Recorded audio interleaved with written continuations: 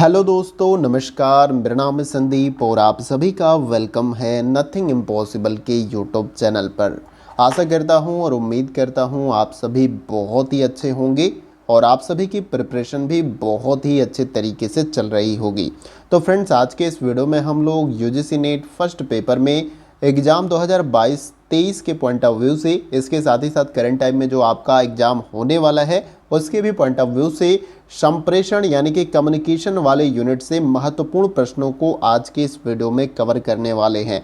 जितने भी प्रश्न होंगे मैं ये आपको क्लियरली बता देता हूं कि जितने भी मैं क्वेश्चन यहाँ पर करा रहा हूँ, क्वांटिटी जो भी हो कम समय में मैं कराऊंगा उसको, लेकिन ये सभी प्रश्न बहुत ही महत्वपूर्ण है अपने आप में, क्योंकि ये प्रश्न ऑलरेडी प्रीवियस ईयर में पूछे जा चुके हैं। मैंने 2021 का भी क्वेश्चन आपको कराया है संप्रेषण या कम्युनिकेशन वाले यूनिट से, तो मैंने सोचा कि 2020 के भी कुछ महत्वपूर्ण क्वेश्चन जो मुझे लगते हैं कि थोड़ा सा मॉडिफाई करके आपसे पूछे जा सकते हैं, तो उन प्रश्नों को भी मैं आज आपको कराने वाला हूं। तो वीडियो को स्टार्टिंग से लेके एंड तक देखिएगा। ये वीडियो आप सभी के लिए काफ़ी ज़्यादा हेल्पफुल होने वाली है। इसके साथ ही साथ सभी प्रश्नों को आप प्रैक्टिस सेट की तरह अटेम्प्ट जरूर करिएगा। इससे आपका कॉन्फिडेंस लेवल इंक्रीज होगा और कॉन्फिडेंस का होना बहुत ही आवश्यक है। जब आप कोई भी परीक्षा देने जाते हैं तो कॉन्फिडेंस अगर आपका डाउन है तो उस स्थिति में आप प्रश्नों को अच्छे तरीके से अटेम्प्ट नहीं कर पाओगे, जितना कि कॉन्फिडेंस में थोड़ी सी माइनर गलती भी होती है कॉन्फिडेंस में, लेकिन उसमें क्या करते हैं आप पॉजिटिव वे में सभी प्रश्नों को सॉल्व करने का प्रयास करते हैं। उस तरीके से प्रश्न सही होने के चांसेस अच्छे खासे होते हैं और जो माइंड में आपने तथ्य को पढ़ा है पहले भी, वो इजिली जो है दिमाग में आता है जैसे ही क्वेश्चन आपके सामने आता है। तो उम्मीद करता हूँ ये बातें भी आपको क्लियर हो गई हैं और चलिए प्रश्नों की तरफ हम बढ़ते हैं।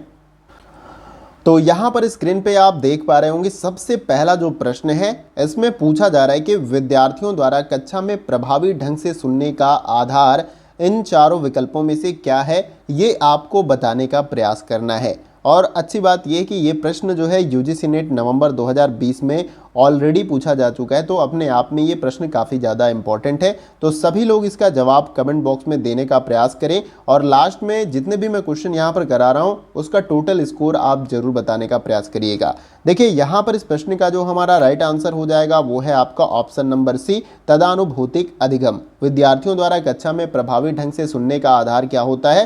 तदानुभूतिक अधिगम। देखिए अगर आप गूगल पे भी सर्च करोगे, काफ़ी शुद्ध हिंदी है, मैं भी कई बार कंफ्यूज हो जाता हूँ बहुत सारे शुद्ध हिंदी में। तो तदानुभूतिक का जो सिमिलर होता है आपका सहानुभूति होता है, और इंग्लिश में सहानुभूति को आप सभी को पता है क्या कहते हैं, सिंपैथी कहते हैं। तो बेसिकली विद्यार्थियों द्वारा कक्षा में प्रभावी ढंग से सुनने का जो आधार होता है वो तदानुभूतिक, यानी कि जब हम शिक्षक जो कुछ भी हमें बताने का प्रयास कर रहा है उसके गहराइयों के साथ चीज़ों को समझते हैं। ऐसा नहीं कि हमारा ध्यान कहीं और है और शिक्षक जो है कुछ भी तथ्य बताया जा रहा है किसी भी विषय के बारे में, तो उस स्थिति में जो है आप उनकी बातों को या तथ्यों को अच्छे तरीके से नहीं समझ पाओगे। तो आई होप कि आपको समझ में आ रहा होगा कि कैसे ये ऑप्शन सी हमारा राइट आंसर है। तो यहाँ पर बेसिकली आपका ऑप्शन नंबर सी इस क्वेश्चन का राइट आंसर है। आप सभी ने भी राइट आंसर कमेंट बॉक्स में ऑप्शन सी बताया होगा। आइए अब अगला क्वेश्चन हम देखते हैं। अगला क्वेश्चन देखने से पहले, अगर आप गुजरात सेट एग्जाम की प्रिपरेशन करते हैं और आपकी प्रिपरेशन बहुत ही अच्छे तरीके से नहीं हो पाई है, तो यहाँ पर आपके लिए काफ़ी सुनहरा अवसर है, क्योंकि आईएफएस इंस्टीट्यूट की तरफ से जो है गुजरात सेट एग्जाम के लिए कंप्लीट पेपर 1 के लिए रिवीजन क्लासेज जो है प्रोवाइड किए जा रहे हैं। तो आप इसका लाभ उठा सकते हैं आईएफएस इंस्टीट्यूट के साथ जुड़ के। और ये जो स्टार्ट आपका हो रहा है 2 सितंबर 9:30 AM से क्लासेज आपको मिलेंगे। इसके साथ ही साथ ये जो रिवीजन क्लास है वो एनटीए यूजीसी नेट के लिए भी काफ़ी ज़्यादा हेल्पफुल है, तो आप लोग भी देख सकते हैं इसको। और अधिक जानकारी चाहते हैं इसके बारे में तो आप यहाँ पर ये जो कॉन्टैक्ट नंबर दिया गया है इस कॉन्टैक्ट नंबर का आप इस्तेमाल कर सकते हैं। अगला क्वेश्चन हमारा है क्वेश्चन नंबर 2। देखिए इसमें पूछा जा रहा है कि संचारित संदेश को माना जाता है। तो जो संचारित संदेश होते हैं वो किसी व्यक्ति के द्वारा जो है संचारित किए जा सकते हैं। तो एक्चुअल में इन चारों विकल्पों में से क्या होगा राइट आंसर, यही आपको बताने का प्रयास करना है कि संचारित संदेश को क्या माना जाता है इन सभी विकल्पों में से। तो देखिए यहाँ पर ये भी क्वेश्चन यूजीसी नेट नवंबर 2020 का है। तो यहाँ पर जो आपका राइट आंसर हो जाएगा वो है आपका ऑप्शन नंबर ए, सामाजिक उत्पाद। संचारित संदेश जो होता है वो एक प्रकार का सामाजिक उत्पाद होता है और इसके साथ ही साथ समाज के बारे में आपको पता है कि समाज में व्यक्ति ही होते हैं और व्यक्तियों के द्वारा जो है कोई ना कोई बातें ये संचारित की जाती हैं, वो अच्छी बातें भी हो सकती हैं और किसी भी तरह की। तो बेसिकली संचारित संदेश जो है एक प्रकार का सामाजिक उत्पाद होता है, ये आपको याद रखना है। तो ऑप्शन ए हमारा क्या हो जाएगा, यहाँ पर राइट आंसर हो जाएगा। आइए अगला क्वेश्चन देखते हैं। अगला जो क्वेश्चन हमारा है क्वेश्चन नंबर 3। देखिए इसमें पूछा जा रहा है कि कक्षागत संप्रेषण में अर्थगत शोर को सीमित किया जा सकता है किसके उपयोग से बचकर। अब देखिए यहाँ पर इन चारों विकल्पों में से आपको यह बताने का प्रयास करना है कि जब भी कक्षागत संप्रेषण आप कर रहे हैं तो वहां पर अर्थगत शोर को सीमित जो है आप किस प्रकार से कर सकते हैं। इन चारों विकल्पों में से ये आपको बताने का प्रयास करना है और ये भी प्रश्न यूजीसी नेट नवंबर 2020 का है।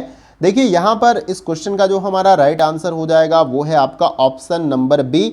घिसी पिटी शब्दावलियों को जो है उसको छोड़कर या उससे बचकर जो है कक्षागत संप्रेषण में जो अर्थगत शोर होता है उसको आप सीमित कर सकते हैं। तो देखिए क्या होता है कि एक ही शब्द का और एक ही बातों का जब हम बार बार जिक्र किसी एक ही व्यक्ति से करते हैं तो उस स्थिति में लोग ऊब जाते हैं। जैसे कि छात्र ही होते हैं, एक ही बात को आप पूरे 1 साल व जब तक वो स्कूल में रहते हैं तब तक आप बातें करते हो या शब्दों का इस्तेमाल करते हो, तो वहाँ पर जो है इस तरह की स्थिति उत्पन्न हो जाती है। तो इसे कैसे बचा जा सकता है, तो जो घिसी पिटी शब्दावलियां हैं उससे बचकर या उन शब्दों को छोड़कर। तो आई होप कि आपको क्लियर हो गया होगा। तो ऑप्शन बी यहाँ पर क्या है, राइट आंसर हो जाएगा। आइए अगला प्रश्न देखते हैं।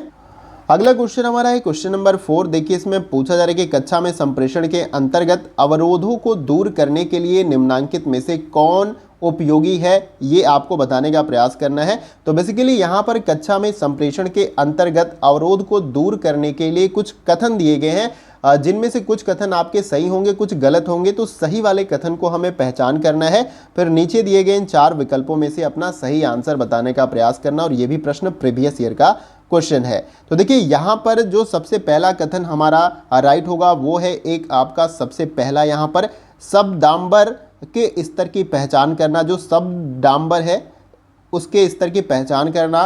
फिर उसके बाद से 5वां आपका है वाणी में उतार चढ़ाव, और उसके बाद से जो लास्ट में आपका भाषण को प्रासंगिक बनाना। तो ये जो है तीनों आपके इंपॉर्टेंट हो जाएंगे। यहाँ पर इस शब्द को आपको पढ़ लेना है। क्वेश्चन में हमसे बेसिकली यही पूछा गया था कि कक्षा में संप्रेषण के अंतर्गत अवरोध को दूर करने के लिए इन सभी विकल्पों में से किसका उपयोग हम कर सकते हैं। तो बेसिकली शब्दांबर के स्तर की पहचान हमें करना होगा। इसके साथ साथ जो वाणी में उतार चढ़ाव है, जैसे कि हम बोलते हैं जो भी लेक्चर लेते हैं तो उसमें जो उतार चढ़ाव है उसका भी ध्यान रखना है। और भाषण को प्रासंगिक बनाना, यानी जो भी लेक्चर आप या भाषण जो भी कुछ दे रहे हैं वो प्रासंगिक हो, लोगों को कुछ न कुछ उससे वैल्यू मिले, इसका खासकर हमें ध्यान रखना चाहिए। तो यहाँ पर जो है इस प्रश्न का हमारा जो राइट आंसर हो जाएगा वो है आपका ऑप्शन नंबर डी। क्या हो जाएगा हमारा राइट आंसर यहाँ पर हो जाएगा। आइए अब अगला क्वेश्चन देखते हैं। अगला क्वेश्चन हमारा है क्वेश्चन नंबर 5। देखिए इसमें पूछा जा रहा है बेसिकली ये अभिकथन और तर्क वाला क्वेश्चन है आपका। अभिकथन में दिया गया है कि हास और परिहास के साथ वाक्य कौशल कक्षा संप्रेषण को सम्मोहक बनाता है।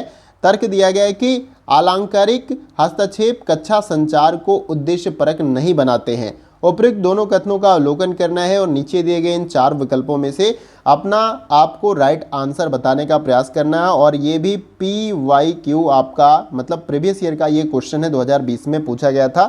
तो देखिए यहाँ पर इस प्रश्न का जो हमारा राइट आंसर हो जाएगा वो है आपका ऑप्शन नंबर सी। ए सही है परंतु जो आर है आपका वो गलत है। हास परिहास के साथ वाक्य कौशल कक्षा संप्रेषण को सम्मोहक बनाता है। हास परिहास यानी कुछ ऐसी बीच बीच में आपने कोटेशन या इस तरीके के शब्द को या बातों को इस्तेमाल किया कि बीच में लोग थोड़ा सा हंस लें, तो इस तरीके से जो है बोरिंग नहीं होता क्लास। तो यहाँ पर बेसिकली ये आपका क्या होता है, ये इंपॉर्टेंट है। तो ये आपका अभिकथन तो जो है आपका राइट हो गया, लेकिन तर्क जो है आपका गलत है, इसलिए ऑप्शन सी हमारा क्या हो जाएगा, राइट आंसर हो जाएगा। आइए अगला क्वेश्चन देखते हैं। अगला क्वेश्चन हमारा है क्वेश्चन नंबर 6। देखिए इसमें पूछा जा रहा है कि डिकोडिंग के पश्चात प्रक्रिया के सही क्रम की पहचान करिए। तो यहाँ पर डिकोडिंग के पश्चात जो प्रक्रिया होती है उसको क्रम में लगाना है और नीचे दिए गए इन 4 विकल्पों में से अपना राइट आंसर बताने का प्रयास करना है। और ये भी प्रीवियस ईयर का क्वेश्चन है, तो आप वीडियो को पॉज करके जो है इस क्वेश्चन का राइट आंसर बताने का प्रयास करें। देखिए कंटिन्यूअस वीडियो चल रही है, लेकिन आप करें क्या कि वीडियो को पॉज करेंगे तो आपके पास पर्याप्त समय होगा ताकि प्रश्नों को आप अच्छे से पढ़ सके और उसके बाद से अपना राइट आंसर बता सके। तो देखिए सबसे पहले इसमें आपका पहले नंबर पे आ जाएगा फीडबैक, फिर उसके बाद से दूसरे नंबर पे आपका आ जाएगा वातावरण, फिर उसके बाद से तीसरे नंबर पे आपका आ जाएगा यहाँ पे, ये 3 नंबर पे दिया ही गया है, संदर्भ, और चौथे नंबर पे आपका आ जाएगा यहाँ पर व्याघात। तो ये क्रम आपका होगा। डिकोडिंग के पश्चात प्रक्रिया का जो सही क्रम होगा उसमें सबसे पहले फीडबैक आएगा, दूसरे नंबर पे वातावरण आएगा, तीसरे नंबर पे संदर्भ आएगा और चौथे नंबर पे व्याघात आएगा। और एक क्वेश्चन मैं यहाँ पर दे रहा हूँ आपको कि व्याघात किसे कहा जाता है, ये आप मुझे कमेंट बॉक्स में लिख कर जरूर बताइएगा। देखिए थोड़ा सा रिसर्च भी करेंगे तो आपका भी ज्ञान बढ़ेगा। खोजने के बाद जब कोई तथ्य आप खोजते हैं तो वो चीज़ें आपके दिमाग में बहुत लंबे समय तक रहती हैं, क्योंकि इजीली तो वो चीज़ें मिलती नहीं है कि मैंने बता दिया तो आपने अभी तक याद रहेगा, कुछ समय बाद आप भूल जाओगे। तो एक बार सर्च करिएगा इसके बारे में और कमेंट बॉक्स में लिख कर मुझे जरूर बताइएगा कि इसका मतलब क्या होता है। तो जैसे हमने क्रम लगाया उसके अनुसार जो हमारा राइट आंसर हो जाएगा वो है आपका ऑप्शन नंबर डी, यहाँ पर राइट आंसर हो जाएगा। आइए अगला क्वेश्चन देखते हैं। अगला क्वेश्चन हमारा है क्वेश्चन नंबर 7 और ये क्वेश्चन आपका मैचिंग वाला क्वेश्चन है, तो वीडियो को पॉज करके इसे जरूर मैच करें और उसके बाद से अपना राइट आंसर बताएं। पहली सूची में यहाँ पर मीडिया का प्रकार दिया गया है, सूची 2 में उदाहरण दिया गया है, तो मीडिया के प्रकार को उसके उदाहरण के साथ हमें मिलाना है। देन नीचे दिए गए इन 4 विकल्पों में से हमें अपना राइट आंसर बताने का प्रयास करना है, तो आप इसका राइट आंसर जरूर बताएं। तो आइए हम इसे मैच कर लेते हैं। सबसे पहले यहाँ पर समकालिक माध्यम दिया गया है मीडिया के प्रकार में, तो ये किसके साथ मैच हो जाए, थोड़ा सा गला यहाँ पे फंस गया था। तो देखिए यहाँ पर समकालिक जो माध्यम है वो आपका चौथे के साथ मैच हो जाएगा, दूरभाष इसका एग्जाम्पल है। और इसके साथ ही साथ जो दूसरा दिया गया यहाँ पर असमकालिक माध्यम मीडिया के प्रकार में, वो किसके साथ मैच होगा, तो वो तीसरे के साथ ईमेल हो जाएगा इसका एग्जाम्पल। और इसके साथ साथ तीसरा जो आपका दिया गया यहाँ पर घनीभूत माध्यम जो मीडिया का प्रकार है वो किसके साथ मैच होगा, वो दूसरे के साथ अंतःक्रियात्मक मल्टीमीडिया के साथ ये मैच हो जाएगा। और अनुप्रयोग माध्यम ये पहले के साथ आपका मैच हो जाएगा, मल्टीमीडिया का अनुप्रयोग। तो बेसिकली मीडिया का प्रकार आपको पहले कॉलम में दिया गया था और उसका एग्जाम्पल दूसरे कॉलम में दिया गया था और उसी के साथ हमें मैच करना था। जैसे हमने मैच किया उसके अकॉर्डिंग जो हमारा राइट आंसर हो जाएगा वो है आपका ऑप्शन नंबर बी। क्या हो जाएगा, राइट आंसर हो जाएगा। तो यहाँ पर इस क्वेश्चन का राइट आंसर ऑप्शन बी है। अगर आपने भी राइट आंसर ऑप्शन बी बताया तो ये आपका सही आंसर हो जाएगा। आइए अगला क्वेश्चन देखते हैं। अगला क्वेश्चन हमारा है क्वेश्चन नंबर 8। देखिए इसमें पूछा जा रहा है, बेसिकली ये अभिकथन तर्क वाला क्वेश्चन है। तो अभिकथन में दिया गया है कि प्रभावी संप्रेषक अपनी अभिव्यक्ति में कार्य मुद्रा और स्वर के साथ तालमेल कर लेते हैं। तर्क दिया गया कि यह तालमेल अनुवय की कला का अंग है, ये तर्क में दिया गया है। और दोनों कथनों को अच्छे तरीके से समझने के बाद ही हमें इन चारों विकल्पों में से अपना राइट आंसर बताना। और ये भी क्वेश्चन आपका नवंबर 2020 का है, ये आपको याद रखना है।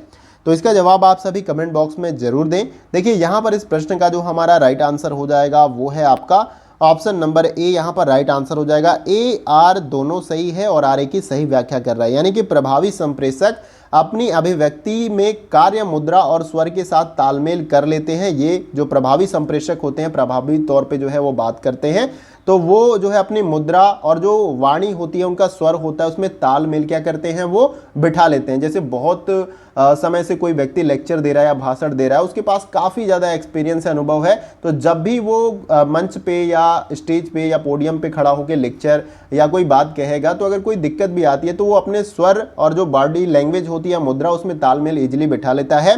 और यह तालमेल अनुव्यय की कला का एक अंग होता है, ये भी बात सही है। इसलिए तर्क जो है यहाँ पर अभिकथन को एक्सप्लेन कर रहा है, जिसकी वजह से ऑप्शन ए यहाँ पर क्या हो जाएगा, हमारा राइट आंसर हो जाएगा। उम्मीद करता हूँ आप सभी ने भी राइट आंसर कमेंट बॉक्स में बताया होगा। आइए अगला प्रश्न देखते हैं। अगला क्वेश्चन हमारा है क्वेश्चन नंबर 9। देखिए इसमें पूछा जा रहा है कि अध्यापक विद्यार्थी संप्रेषण के संबंध में निम्नलिखित में से कौन से सकारात्मक प्रभाव में योगदान देते हैं। उसके संदर्भ में यहाँ पर कुछ स्टेटमेंट्स दिए गए जिनमें से कुछ सही होंगे कुछ गलत, तो सही वाला हमें फाइंड करना है और नीचे दिए गए इन 4 विकल्पों में से अपना राइट आंसर बताना। और ये भी आपका प्रीवियस ईयर का क्वेश्चन है, तो आप वीडियो को पॉज करके अपना राइट आंसर जरूर बताएं। देखिए इसमें सबसे पहला जो आपका कथन राइट होगा वो है आपका तीसरा, यहाँ पर तदीयत्व की भावना बढ़ाना। और इसके साथ ही साथ चौथा आपका हो जाएगा प्रतिभागिता को स्वीकार करना। और आपका 5वां हो जाएगा अनुन्यायात्मक अभिवृत्ति। तो फिर ये तीनों विकल्प जो है आपका ऑप्शन नंबर सी में दिया गया है, इसलिए ऑप्शन नंबर सी हमारा क्या हो जाएगा, राइट आंसर हो जाएगा। क्वेश्चन में यही पूछा गया था कि अध्यापक विद्यार्थी संप्रेषण के संबंध में इन सभी विकल्पों में से कौन से सकारात्मक प्रभाव में योगदान देते हैं। तो तदीयत्व की भावना बढ़ाना ये सकारात्मक प्रभाव में योगदान देते हैं। इसके साथ साथ प्रतिभागिता को स्वीकार करना, ये भी जो है सकारात्मक प्रभाव में योगदान देते हैं। और अनुन्यायात्मक अभिवृद्धि, ये भी आपका सही हो जाएगा। इसलिए ऑप्शन सी हमारा क्या हो जाएगा, राइट आंसर हो जाएगा। आइए अगला प्रश्न देखते हैं। अगला क्वेश्चन हमारा है क्वेश्चन नंबर 10 और ये वीडियो का हमारा लास्ट क्वेश्चन होगा। देखिए इसमें पूछा जा रहा है कि कक्षा में अच्छे संप्रेषण की गति आत्मकथा में सम्मिलित है, तो उसका कारण क्या है। ये आपको इन सभी विकल्पों में से बताने का प्रयास करना है और नीचे दिए गए इन 4 विकल्पों में से आपको अपना राइट आंसर बताना। और ये क्वेश्चन आपका 2019 में यानी दिसंबर 2019 में पूछा गया है। तो देखिए यहाँ पर एक तो सबसे पहले हो जाएगा उदासीनता, दूसरा हो जाएगा अभिप्रेरणा और तीसरा हो जाएगा संगठित होना, जिसको इंग्लिश में यहाँ पर बीइंग ऑर्गेनाइज्ड बोला जाता है। तो कक्षा में अच्छे संप्रेषण की गति आत्मकथा में सम्मिलित है, उसके लिए उदासीनता, अभिप्रेरणा और संगठित होना ये आपका कारण है। तो बेसिकली इस क्वेश्चन का जो हमारा राइट आंसर यहाँ पर हो जाएगा वो है आपका ऑप्शन नंबर ए। क्या हो जाएगा, राइट आंसर यहाँ पर हो जाएगा, क्योंकि इसी में पहला, दूसरा और तीसरा यहाँ पर दिया गया है। तो उम्मीद करता हूँ कि सारे क्वेश्चन को आप सभी ने अच्छे तरीके से अटेम्प्ट किया होगा, क्योंकि जैसे कि मैंने यहाँ पर आपको बताया कि ये हमारा वीडियो का लास्ट क्वेश्चन है और 10 क्वेश्चन मैंने आपको आज के इस सेशन में या वीडियो में मैंने कराया। तो उम्मीद है कि 10 में से आप सभी ने 10 क्वेश्चन को राइट किया होगा। किसी का 1-2 रह भी जाता तो कोई बात नहीं है, प्रैक्टिस करते करते, अभ्यास करते करते एक समय ऐसा आएगा कि आप सभी प्रश्नों को अच्छे तरीके से हल करने लगेंगे।